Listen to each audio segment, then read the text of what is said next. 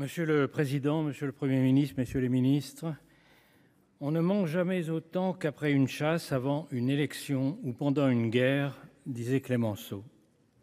Et c'est ainsi que tournent en boucle sur les chaînes d'infos les dessins animés où la bombe américaine en Iran perce comme du beurre 80 mètres de granit avant d'exploser. Même les services de renseignement américains n'arrivent pas à faire semblant d'y croire malgré les ordres de leur président. C'est ainsi que les mollahs de Téhéran rabâchent dans leurs communiqués, même pas mal, comme s'ils avaient gagné la guerre des 12 jours. C'est ainsi que Netanyahou tord les déclarations de l'AIEA pour expliquer que l'Iran était à 15 jours de déclencher l'apocalypse nucléaire. Personne ne se plaindra de la correction infligée à l'effroyable régime des ayatollahs, mais qui peut croire que le problème est réglé? La guerre au Proche-Orient dure depuis 80 ans, avec des trêves et des flambées. Elle continuera tant qu'on n'arrivera pas à imposer la solution qui garantisse à la fois les droits des Israéliens et ceux des Palestiniens. Je ne vais donc pas ajouter un commentaire au concours de prophéties à court terme pour savoir si le cessez-le-feu est durable ou non, si le détroit d'Ormuz va s'enflammer ou si les accords d'Abraham ont un avenir. Je voudrais en revanche évoquer un sujet brûlant pour nous et que ce conflit met en évidence de façon angoissante. Où est passée l'Europe? La guerre d'Ukraine, l'élection de Trump et l'embrasement du Proche-Orient ont révélé ce que personne n'a envie de voir. L'Europe est en train de s'effacer, comme un château de sable se dissout peu à peu au bord du rivage. Trump la méprise, Vance la déteste, la Chine n'y voit qu'un marché pour ses voitures électriques, la Russie un continent décadent tremblant devant la guerre, le reste du monde parie sur son déclin. 4 ou 5 fois par an, 27 chefs d'État débarquent de leur Mercedes noire et s'engouffrent dans le grand hôtel prestigieux d'une capitale historique, délivrent des discours prédigérés autour de grandes tables rondes ornées de fleurs, accouchent difficilement d'un plus petit dénominateur commun, et puis, heureux d'avoir frôlé le désaccord mais évité le pire, se congratulent de grandes tapes dans le dos avant de gagner le podium de la photo de groupe, avant que chacun reprenne son avion. En cas de crise, le scénario se détraque. Les contraintes de la frénésie médiatique ne peuvent attendre la convocation d'une réunion. C'est alors la course au premier qui trouve une idée. Depuis le 7 octobre 2023, la France a successivement lancé la proposition baroque d'une coalition générale contre le Hamas, assuré à Israël de son soutien inconditionnel, puis condamné la dévastation de Gaza, convoqué avec l'Arabie saoudite une conférence sur les 2 États tués dans l'œuf par les frappes en Iran, avant de proposer désormais plus modestement une aide humanitaire aux Palestiniens et hier même d'appeler le boucher de Moscou au téléphone pour lui demander d'aider à trouver une solution sur le nucléaire iranien. Aucune de ces initiatives n'a connu le commencement d'un début d'effet.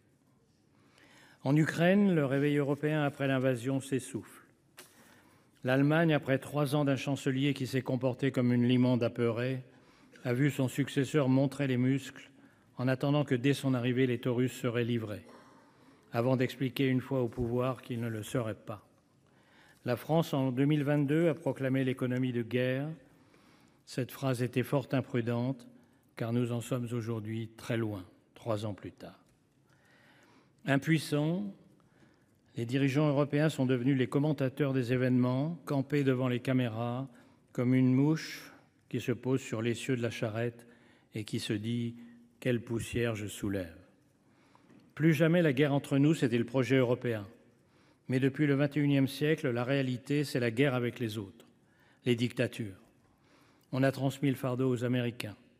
Et l'Europe est devenue le continent du pacifisme. Oublions ce que rappelait Mitterrand il y a 40 ans, les pacifistes sont à l'ouest, les missiles à l'est. La chute du mur de Berlin a nourri la fable des dividendes de la paix. Aujourd'hui, l'Europe, c'est le pacifisme plus le désarmement. Dans un monde en guerre où les dictateurs ont juré de prendre leur revanche de leur défaite du XXe siècle, c'est un contresens absolu. La première conséquence de l'impuissance, c'est l'humiliation.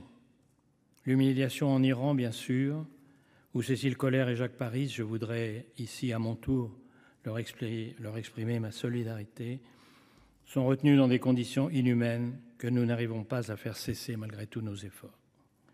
L'humiliation lors du prêche de Vance à Munich, L'humiliation lorsque Trump dit aux Européens qu'au Proche-Orient, on n'a pas besoin d'eux. Il a le droit de le croire, mais il pourrait bien regretter un jour son mépris et comprendre, lorsqu'il en aura besoin, en mer de Chine ou ailleurs, tout le sens de la phrase de Churchill en 1943 : « Il n'y a rien de pire que de combattre avec des alliés, si ce n'est de combattre sans eux. » Mais chacun sait qu'on ne peut demander à Trump et à ses tweets de se projeter à cette échéance.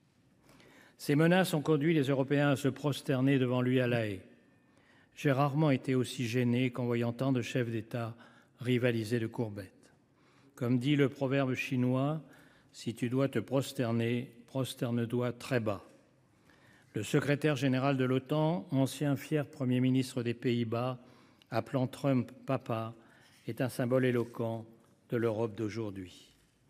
Pour remercier les Européens, sans doute, Trump vient d'annoncer la fin des livraisons d'armes à l'Ukraine. La trahison annoncée est désormais totale, la complicité avec Poutine avouée. Nous sommes seuls et au pied du mur. Nous avons eu 3 ans pour nous préparer à cette éventualité. Nous ne les avons pas mis à profit. Nous ne sommes pas prêts. Nous n'avons ni les moyens ni la volonté de prendre le relais et de soutenir comme il faut ceux qui meurent par dizaines de milliers pour se défendre et pour nous défendre, les Ukrainiens.